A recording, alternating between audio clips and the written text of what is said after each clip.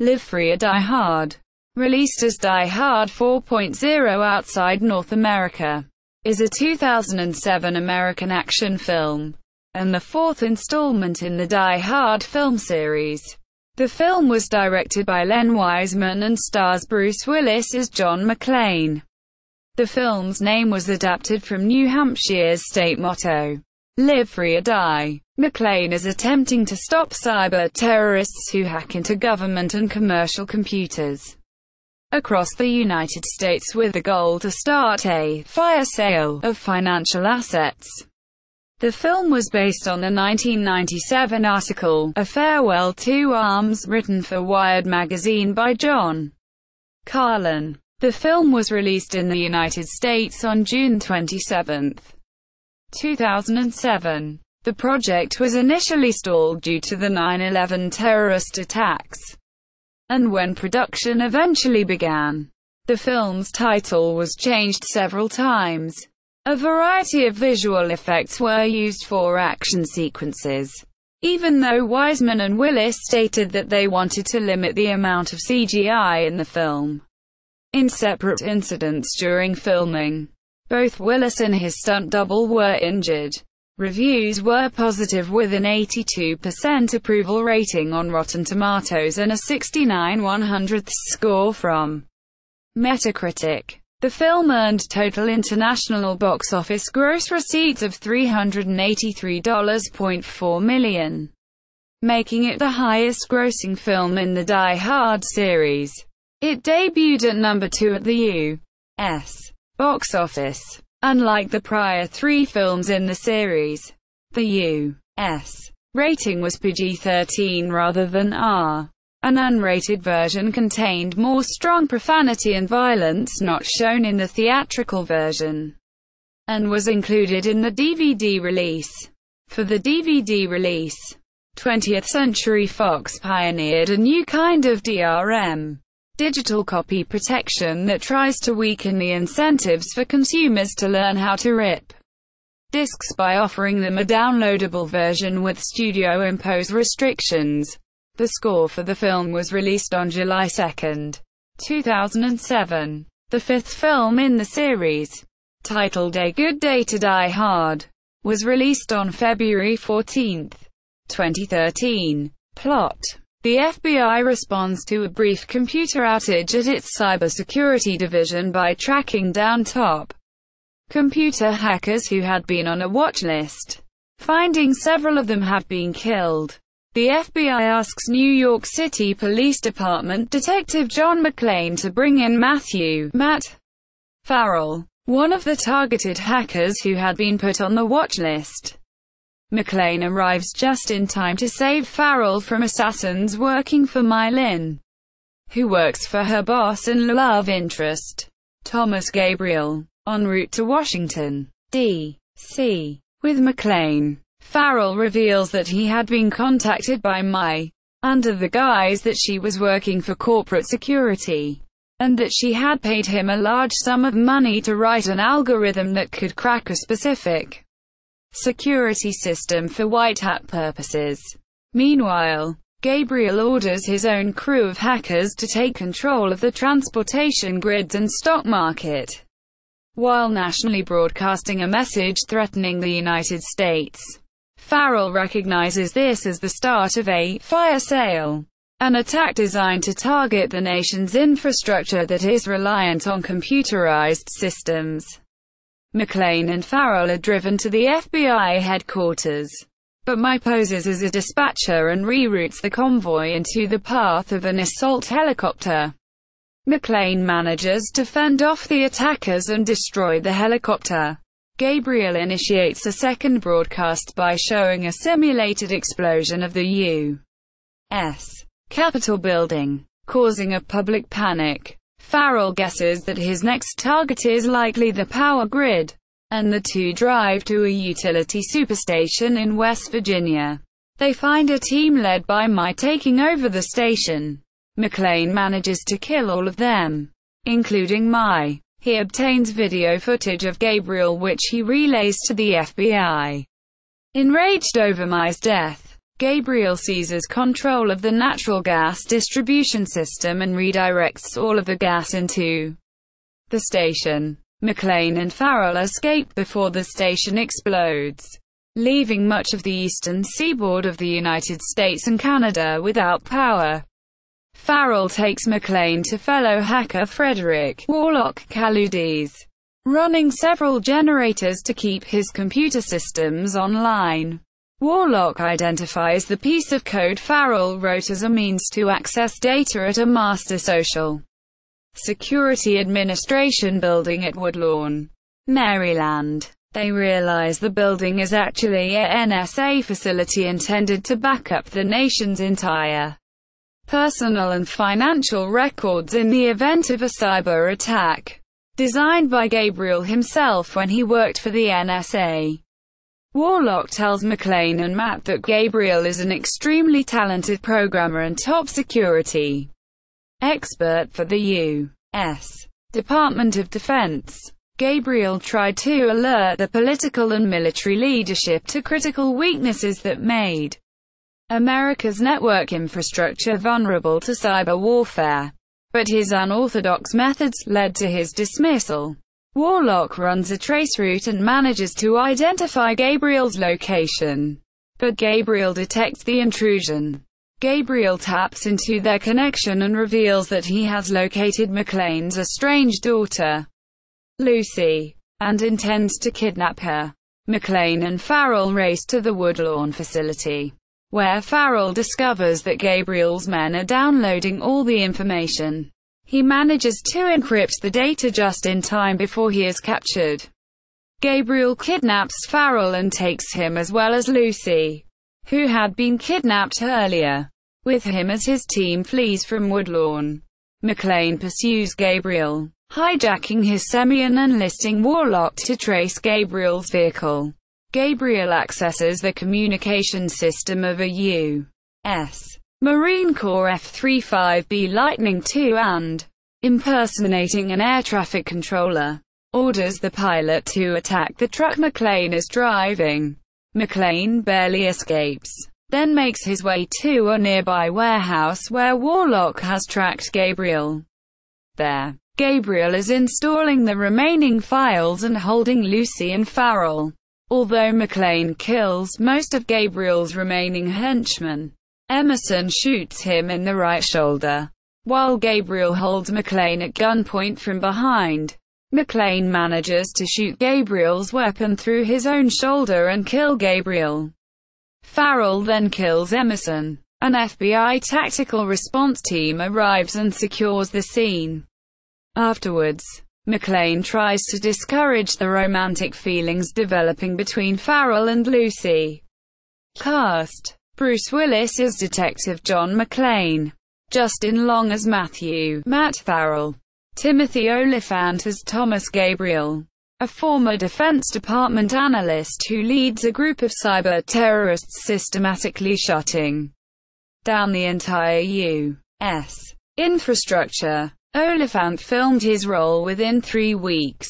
Mary Elizabeth Winstead as Lucy Gennaro McClane, McClane's estranged daughter. The inclusion of McClane's daughter was previously considered for the third film, and she was in the video game Die Hard: Vendetta. It was speculated that Willis' real-life daughter Rumor was a prime candidate for the part of McClane's daughter.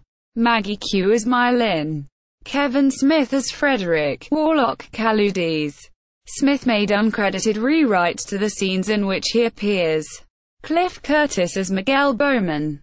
Jonathan Sadowski as Trey. Eduardo Costa as Emerson. Cyril Raffaelli as Rand. Yorgo Constantine as Rousseau. Zelko Ivanek as Agent Molina. Christina Chang as Taylor. Production, script and title. The film's plot is based on an earlier script entitled WW3. Com by David Marconi, screenwriter of the 1998 film Enemy of the State, using John Carlin's Wired magazine article entitled A Farewell to Arms. Marconi crafted a screenplay about a cyber-terrorist attack on the United States. The attack procedure is known as a fire sale, depicting a three-stage coordinated attack on a country's transportation, telecommunications, financial, and utilities infrastructure systems. After the September 11, 2001 attacks, the project was stalled, only to be resurrected several years later and rewritten into Live Free or Die Hard by Doug Richardson and eventually by Mark Bombach. Willis said in 2005 that the film would be called Die Hard 4.0, as it revolves around computers and cyber terrorism. IGN later reported the film was to be called Die Hard Reset instead. 20th Century Fox later announced the title as Live Free or Die Hard and set a release date of June 29, 2007, with filming to begin in September 2006. The title is based on New Hampshire's state motto, Live Free or Die, which is attributed to a quote from General John Stark. International trailers use the Die Hard 4.0 title, as the film was released outside North America with that title. Early into the film's DVD commentary, both Wiseman and Willis note a preference for the title Die Hard 4.0. Visual effects. For the visual effects used throughout the film, actor Bruce Willis and director Len Wiseman stated that they wanted to use a limited amount of CGI. One VFX producer said that Len was insisting on the fact that, because we've got Transformers and other big CG movies coming out, this one has to feel more real. It has to be embedded in some kind of practical reality in order to give it that edge of being a Die Hard. Companies such as Digital Dimension, The Orphanage, R.O.T., Pixel Magic, and Amalgamated Pixels assisted in the film's visual effects. Digital Dimension worked on 200 visual effects shots in the film, including the sequence that shows characters John McClane and Matt Farrell crouching between two cars as another car lands on top of the other cars. To achieve this effect, a crane yanked the car and threw it in the air onto the two cars that were also being pulled by cables. The shot was completed when the two characters were integrated into the footage of the car stunt. After the lighting was adjusted and CGI glass and debris were added. In the same sequence, John McClane destroys a helicopter that several of Gabriel's henchmen are riding in by ramming it with a car. This was accomplished by first filming one take where one of Gabriel's henchmen, Rand, jumps from the helicopter, and in the next take the car is propelled into the stationary helicopter as it is hoisted by wires. The final view of the shot overlays the two takes, with added CGI for the debris and moving rotor blades. The company also assisted in adding cars for traffic collisions and masses of people for evacuations from several government buildings. The Orphanage developed a multi-level freeway interchange for use in one of the film's final scenes, by creating a digital environment and a 1,000-foot, 300 meters, long spiral ramp that was built in front of a blue screen when a F-35 jet is chasing McClane on the freeway. A miniature model and a full-size prop were both built to assist in digitally adding the jet into the scene. The 9-foot model was constructed from November 2006 through February 2007. When the jet is shown hovering near the freeway, editors use the software 3D graphics program Maya to blur the background and create a heat ripple effect. Filming and injuries. Filming for Live Free or Die Hard started in downtown Baltimore, Maryland on September 23, 2006. 8 different sets were built on a large soundstage for filming many scenes throughout the film. When recording the sound for the semi-trailer used in one of the film's final scenes, 18 microphones were used to record the engine, tires, and damage to the vehicle. Post-production for the film only took 16 weeks. when it was more common for similar films to use 26 weeks. In order to prevent possible injuries and be in peak condition for the film, Willis worked out almost daily for several months prior to filming. Willis was injured on January 24, 2007 during a fight scene, when he was kicked above his right eye by a stunt double for actress Maggie Q, who was wearing stiletto heels. Willis described the event as "no big deal," but when Len Wiseman inspected his injury, he noticed that the situation was much more serious than previously thought. In the DVD commentary, Wiseman indicates in inspecting the wound that he could see bone. Willis was hospitalized and received 7 stitches which ran through his right eyebrow and down into the corner of his eye. Due to the film's non-linear production schedule, these stitches can accidentally be seen in the scene where McClane first delivers Farrell to Bowman. Throughout filming, between 200 and 250 stunt people were used. Bruce Willis' stunt double, Larry Ripon Kroger, was knocked unconscious when he fell 25 feet, 7.6 meters, from a fire escape to the pavement. Ripon Kroger suffered broken bones in his face, several broken ribs, a punctured lung, and fractures in both wrists. Due to his injuries, production was temporarily shut down. Willis personally paid the hotel bills for Ripon Kroger's parents and visited him a number of times at the hospital. Kevin Smith recalls rewriting scenes on the set of Live Free or Die Hard in his spoken word film, Sold Out. A 3 Evening with Kevin Smith. Rating. In the United States, the first 3 films in the Die Hard series were rated R by the Motion Picture Association of America. Live Free or Die Hard, however, was edited to obtain a PG-13 rating. In some cases, alternate profanity-free dialogue was shot and used as swearing was cut out in post-production to reduce profanity. Director Len Wiseman commented on the rating, saying, "It was about 3 months into production, and I hadn't even heard that it was PG-13. But in the end, it was just trying to make the best Die Hard movie, not really thinking so much about what the rating would be." Bruce Willis was upset with the studio's decision, stating, "I really wanted this one to live up to the promise of the first one, which I always thought was the only really good one." That's a studio decision that is becoming more and more common, because they're trying to reach a broader audience. It seems almost a courageous move to give a picture an R rating these days. But we still made a pretty hardcore, smash-mouth film. Willis said he thought that viewers unaware that it was not an R-rated film would not suspect so, due to the level and intensity of the action as well as the usage of some profanity.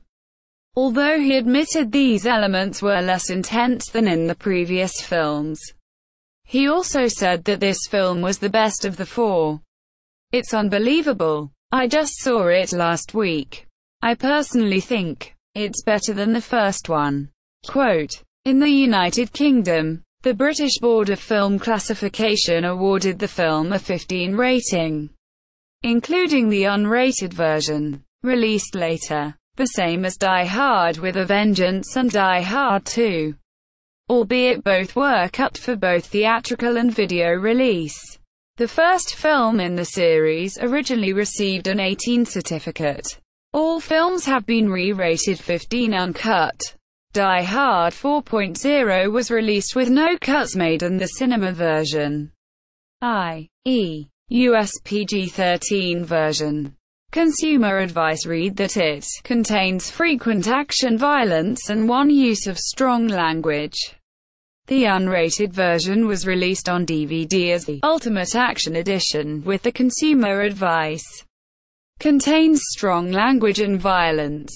In Australia, Die Hard 4.0 was released with a PG-13 cut with an M rating, the same as the others in the series. The Australian Classification Board is less strict with regards to language and, to a lesser extent, violence. The unrated version was later released on DVD and Blu-ray, also with an M rating. The film notably was never released in home media with its theatrical cut, and has only been released in Australia as the extended edition. Release. Live Free or Die Hard debuted at number 2 at the box office and made $9.1 million in its first day of release in 3,172 theaters. The best opening day take of any film in the Die Hard series, not taking inflation into account. On its opening weekend, Live Free or Die Hard made $33.3 million. $48.3 million counting Wednesday and Thursday. The film made $134.5 million domestically, and $249.0 million overseas for a total of $383.5 million, making it the 12th highest grossing film of 2007. To date, it is the most successful film in the series. Reception. On Rotten Tomatoes, the film has an approval rating of 82% based on 206 reviews, and an average rating of 6.8. The site's critical consensus reads, "Live Free or Die Hard may be preposterous, but it's an efficient, action-packed summer popcorn flick with thrilling stunts and a commanding performance by Bruce Willis." Fans of the previous Die Hard films will not be disappointed.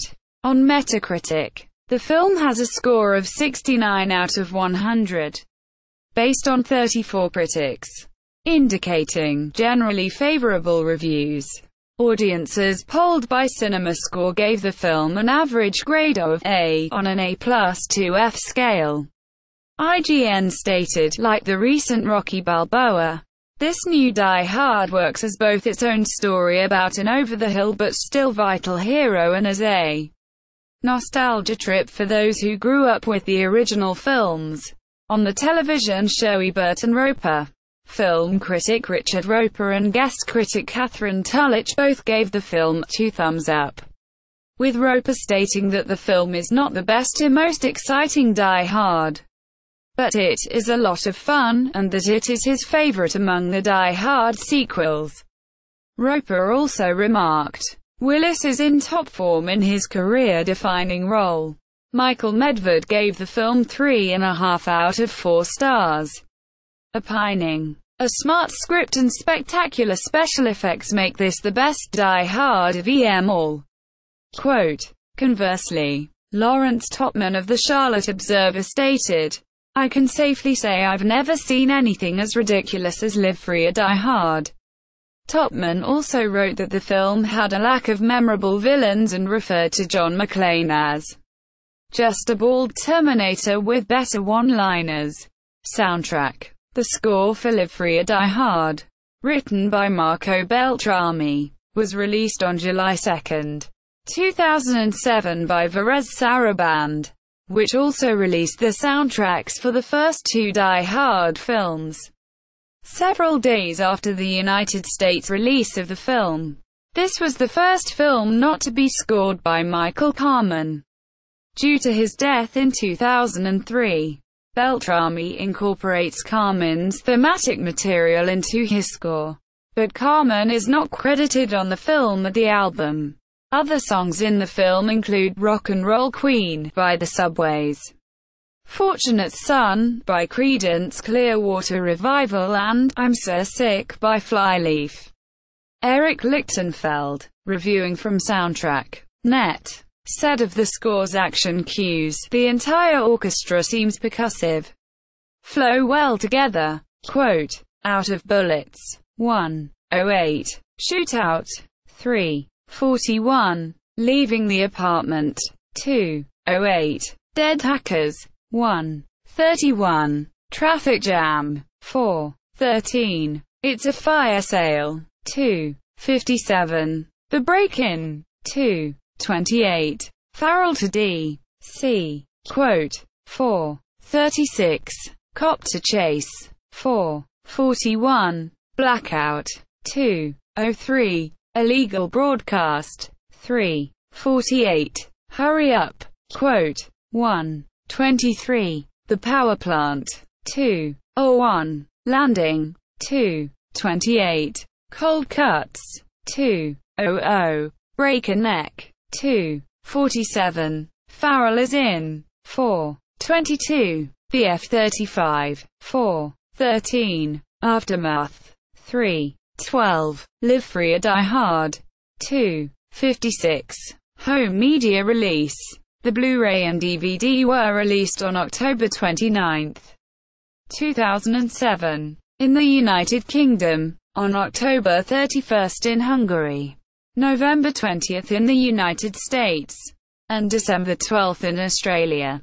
The DVD topped rental and sales charts in its opening week of release in the U.S. and Canada. There is an unrated version, which retains much of the original R-rated dialogue, and a theatrical version of the film. However, the unrated version has a branching error resulted in one of the unrated changes to be omitted. The film briefly switches to the PG-13 version in the airbag scene. McClane's strong language is missing from this sequence, although international DVD releases of the unrated version are unaffected. The Blu-ray release features the PG-13 theatrical cut, which runs at 128 minutes, while the collector's edition DVD includes both the unrated and theatrical versions. Time magazine's Richard Corliss named it one of the top 10 DVDs of 2007, ranking it at number 10. In 2017, the movie was included in the Die Hard Collection Blu-ray set with all 5 films in it, and for the first time in the US, features the unrated version in HD.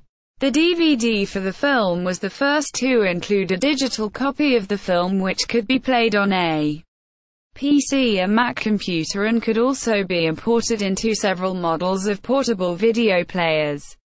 Mike Dunn, a president for 20th Century Fox, stated, "The industry has sold nearly 12 billion DVDs to date, and the release of Live Free or Die Hard is the first one that allows consumers to move their content to other devices." Quote, Live Free or Die Hard on IMDb. Live Free or Die Hard at AllMovie. Live Free or Die Hard at Metacritic. Live Free or Die Hard at Rotten Tomatoes.